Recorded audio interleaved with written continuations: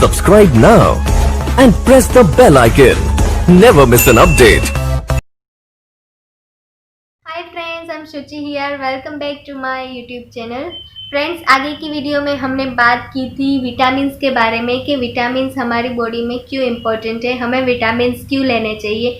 तो फ्रेंड्स, आज मैं बात करूंगी विटामिन ए के बारे में, जो कि बहुत ही ज़्यादा हमारी बॉडी के लिए इम्पोर्टेंट है. और फ्रेंड्स, विटामिन ए बहुत ही ज़्यादा डीपली है, तो हम उसे पार्ट वाइज डिस्क्राइब करेंगे. तो आज की वीडियो में बताऊंगी कि विटामिन ए का मेटाबॉलिज्म, उसका स्ट्रक्चर और उसका एब्जॉर्प्शन, यानी कि विटामिन ए का स्ट्रक्चर क्या है, उसका चयापचय यानी कि उसका डाइजेशन, एंड उसका एब्जॉर्प्शन यानी कि उसका शोषण क्या है. So friends, before I am going to start, please subscribe my YouTube channel, give me likes and share it with your friends. So friends, अब आगे बढ़ते हैं विटामिन ए के बारे में. तो विटामिन, अगर आपने मेरा दूसरा जो एपिसोड है वो देखा है तो उसमें मैंने बताया था आरडीए टेबल के बारे में, जिसमें विटामिन ए को दो पार्ट में डिस्क्राइब किया है, उसको दो पार्ट में डिस्ट्रीब्यूट किया है, यानी कि रेटिनॉल और बीटा कैरोटीन. तो फ्रेंड्स, ये पहले हम जानेंगे कि रेटिनॉल और बीटा कैरोटीन का मतलब क्या है. तो फ्रेंड्स, रेटिनॉल जो है वो विटामिन ए का दूसरा नाम है, यानी कि साइंटिस्ट ने विटामिन ए को रेटिनॉल नाम दिया है, ये उसका केमिकल नाम है. और जो बीटा कैरोटीन है ये रेटिनॉल का यानी कि विटामिन ए का प्रीकर्सर है.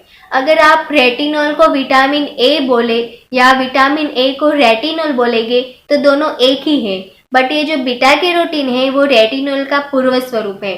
अब रेटिनॉल जो है वो एनिमल फूड में से मिलता है, जैसे कि meat, liver, fish liver, egg, butter milk. तो ये सब जो है वो एनिमल फूड होते हैं. इसमें से हमें रेटिनॉल मिलता है, यानी कि डायरेक्ट विटामिन ए मिलता है.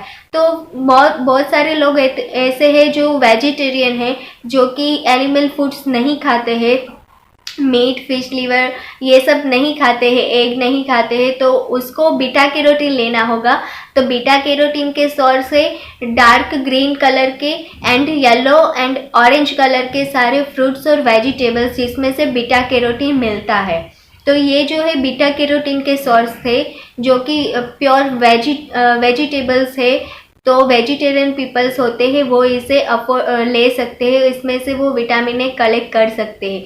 जो बीटा कैरोटीन है वो आगे जाके विटामिन ए में कन्वर्ट हो जाएगा हमारी बॉडी में. वो कैसे होगा वो भी मैं बताऊंगी. तो फ्रेंड्स, ये जो रेटिनॉल है वो बहुत ही ज़्यादा उसकी वैल्यू होती है रेदर देन बीटा कैरोटीन. तो फ्रेंड्स, जो रेटिनॉल है वो, अगर मैं एक एग्जांपल दूँ 60 kg मैन का, जो मैन है वो 60 kg का मैन है, उसे वो अगर रेटिनॉल लेता है, यानी कि वो मीट या फिश लिवर, एग कुछ भी खाता है, एनिमल फूड खाता है, प्राणीजन्य फूड जो है वो खाता है, तो उसे रेटिनॉल 600 माइक्रोग्राम्स लेना होगा, यानी कि 600 माइक्रोग्राम्स लेने होंगे. अगर वो बीटा कैरोटीन ले रहा है, यानी कि वो एनिमल फूड नहीं खाता है, अगर वो वेजिटेबल्स में से ही विटामिन ए को कलेक्ट कर रहा है, तो उसे 4800 माइक्रोग्राम्स यानी कि 4800 ग्राम माइक्रोग्राम्स उसे 800 माइक्रोग्राम्स उसे बीटा कैरोटीन लेने होंगे. तो फ्रेंड्स, आप देख सकते हो कि रेटिनॉल और बीटा कैरोटीन की वैल्यू में कितना डिफरेंस है.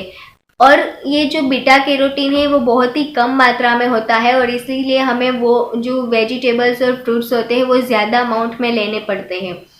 तो फ्रेंड्स, कैरोटीन भी बहुत सारे टाइप के कैरोटीन्स होते हैं, और उसमें से जो ये बीटा कैरोटीन है वो बहुत ही ज़्यादा इम्पोर्टेंट है हमारी बॉडी के लिए, और ये बहुत ही ज़्यादा सक्रिय है rather than other carotenes.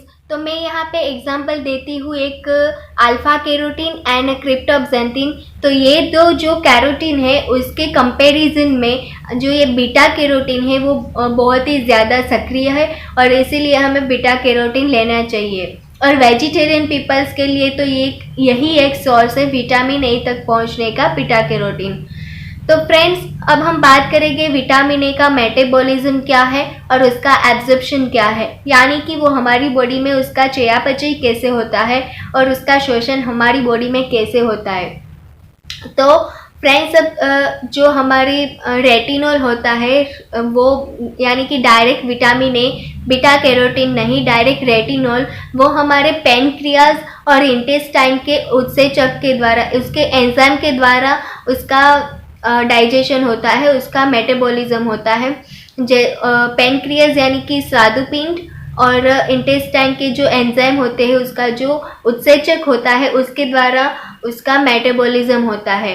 And second thing, beta retinol ester जो है, यानी कि रेटिनॉल एस्टर का मतलब है कि जो भी सोर्स मैंने बताए कि जो रेटिनॉल के सोर्स थे जैसे कि meat, fish liver, egg, butter milk, ये जो सब है वो सोर्स है यानी कि उसके स्रोत है जिससे हमें रेटिनॉल मिल सकता है, तो उसे रेटिनॉल एस्टर कहते हैं। तो ये रेटिनॉल एस्टर का विघटन होगा और उसके बाद वो फ्री रेटिनॉल में कन्वर्ट हो जाएगा और उसके बाद वो डायरेक्टली ब्लड में आ जाएगा। तो बस इतनी ही थी रेटिनॉल की प्रोसेस। तो अब देखेंगे हम बीटा कैरोटीन की, कि बीटा कैरोटीन का डाइजेशन कैसे होता है। बीटा कैरोटीन तो पहले विटामिन ए में कन्वर्ट होगा, उसके बाद हमारी बॉडी में उसका एब्जॉर्प्शन होगा और उसके बाद वो ब्लड में जाएगा। फ्रेंड्स, बीटा कैरोटीन की थोड़ी लॉन्ग प्रोसेस है। जो रेटिनॉल है वो डायरेक्टली एब्जॉर्ब हो जाता है, बट बीटा कैरोटीन जो है उसका पहले इंटेस्टाइन में जितना हमने बीटा कैरोटीन लिया है उसका आधा इंटेस्टाइन में उसका विघटन होगा, उसके बाद उसका आल्डिहाइड बनेगा। बट और जो हमने पूरा लिया है उसमें से आधा इंटेस्टाइन में जाके विघटन होगा और जो आधा है उसका वही स्वरूप में यानी कि उसका कैरोटीन के स्वरूप में ही उसका शोषण हो जाएगा हमारी बॉडी में, और फिर वो आगे जाके लीवर या किडनी में विटामिन ए में कन्वर्ट हो जाएगा, विटामिन ए में उसका रूपांतरित हो जाएगा। और फ्रेंड्स, जब ये विटामिन ए में रूपांतरित हो रहा है तो उसको बाइल की ज़रूरत पड़ेगी यानी कि पित्तरस की। अगर हमारी बॉडी में पित्तरस ही क्रिएट नहीं हो रहा है, पित्तरस ही उत्पन्न नहीं हो रहा है, तो वो विटामिन ए में कन्वर्ट नहीं होगा।